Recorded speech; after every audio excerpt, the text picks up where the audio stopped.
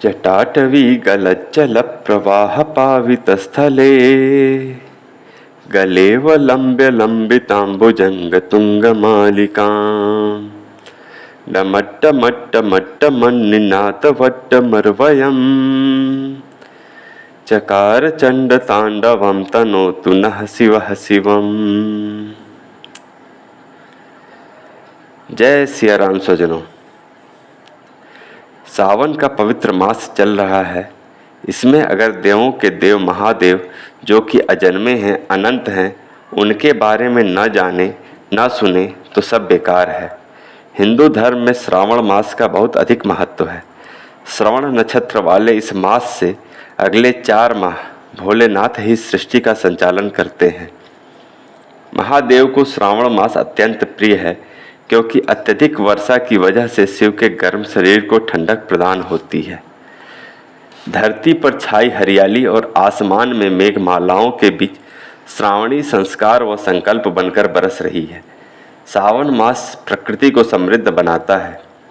सावन की झमाझम से सजी संवरी इठलाती मुस्काती धरा सावन के पग पड़ते ही खिलखिला उठती है। मोर, पपीहा, दादुर सभी सावन की अगुवाई में सरगम सजाते हैं तो लोक जनजीवन कैसे न गाए, कैसे न नाचे। शिव व सावन की महिमा पर इस वीडियो में आगे बढ़ने से पहले हम उन समस्त स्वजनों को धन्यवाद देते हैं जिन्होंने 100 सब्सक्राइबर के लक्ष्य को संभव बनाया। आपका कोटि कोटि अभिनंदन, आभार। कृपया इस चैनल को अधिक से अधिक लोगों तक पहुंचाएं और सनातन धर्म की कुछ सुनी कुछ अनसुनी कथाओं को समस्त जनमानस तक पहुंचाने के लक्ष्य में हमारा योगदान दें। पौराणिक मान्यता है कि भगवान शिव सावन के महीने में पृथ्वी पर अवतरित होकर अपने ससुराल गए और वहां उनका स्वागत अर्घ्य व जलाभिषेक से हुआ। ऐसी मान्यता है कि प्रत्येक वर्ष शिव शंकर अपने ससुराल आते हैं और इस पूरे माह भौतिक रूप से माता पार्वती के साथ पृथ्वी पर निवास करते हैं। कुछ पौराणिक कथाओं के अनुसार इसी माह में समुद्र मंथन हुआ और उसमें से निकले हलाहल विष को पीकर भगवान शिव ने अपने कंठ में रोक दिया, जिससे उनका कंठ नीला हो गया। इसी वजह से भगवान शिव का एक नाम नीलकंठ महादेव भी है। विष के प्रभाव को कम करने के लिए सभी देवताओं ने उन्हें जल अर्पित किया। इसीलिए इस मास में शिवलिंग पर जल चढ़ाने का विशेष महत्व है। श्रावण मास में कांवर यात्रा का बहुत अधिक महत्व है। इसमें भक्त भगवा वस्त्र धारण कर पवित्र नदियों के जल एक कांवर जो कि बांस से बनी होती है पर दोनों तरफ बांधकर पैदल जाकर शिवलिंग पर जल चढ़ाते हैं। कुछ विद्वानों का मानना है कि भगवान परशुराम जी ने कांवर यात्रा की शुरुआत की। उन्होंने ही सबसे पहले गढ़मुक्तेश्वर से जल ले जाकर शिवलिंग का अभिषेक किया। ऐसी मान्यता है कि एक बार मैं राष्ट्र से गुजरते वक्त भगवान विष्णु के अवतार भगवान परशुराम जी ने पुरा नामक स्थान पर विश्राम किया। वह जगह उन्हें बहुत पसंद आई। भगवान परशुराम जी ने उसी स्थान पर एक भव्य शिव मंदिर बनवाने का संकल्प लिया। मंदिर में शिवलिंग की स्थापना के लिए पत्थर लेने वे हरिद्वार में मां गंगा तट पर पहुंचे और उनसे पत्थर प्रदान करने को कहा। परशुराम जी की बात सुनकर सभी पत्थर रोने लगे क्योंकि कोई भी पत्थर देवी गंगा से अलग नहीं होना चाहता था। तब परशुराम जी ने आश्वासन दिया कि जो भी पत्थर वे ले जाएंगे उसका चिरकाल तक गंगा जल से अभिषेक होगा।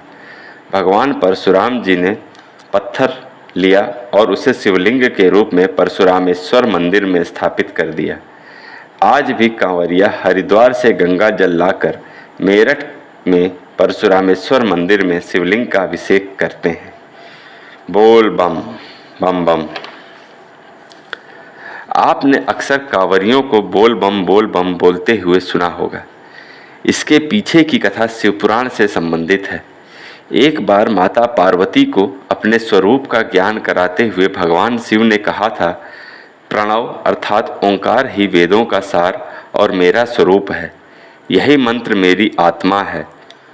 मेरे उत्तर के मुख से अकार, पश्चिम की मुख से उकार, दक्षिण के मुख से मकार, पूर्व के मुख से बिंदु और मध्य के मुख से नाद उत्पन्न हुआ।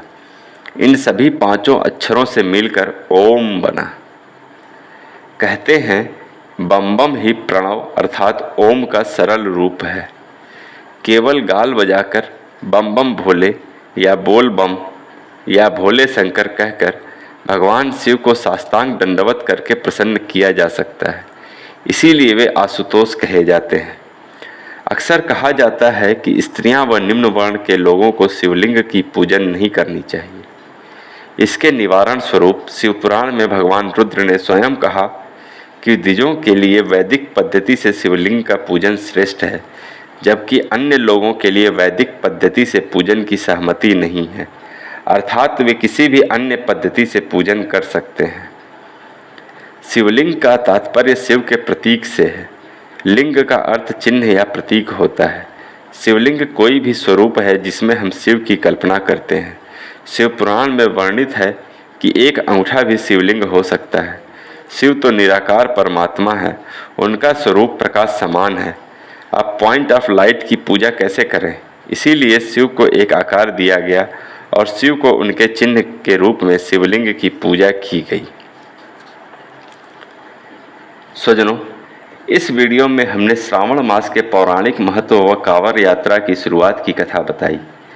12 ज्योतिर्लिंगों की कुछ सुनी कुछ अनसुनी कथाओं के साथ हम पुनः जल्द मिलेंगे। इस वीडियो को ज़्यादा से ज़्यादा लोगों तक पहुंचाने में हमारा सहयोग करें। शिव की आप पर कृपा बनी रहे। हर हर महादेव।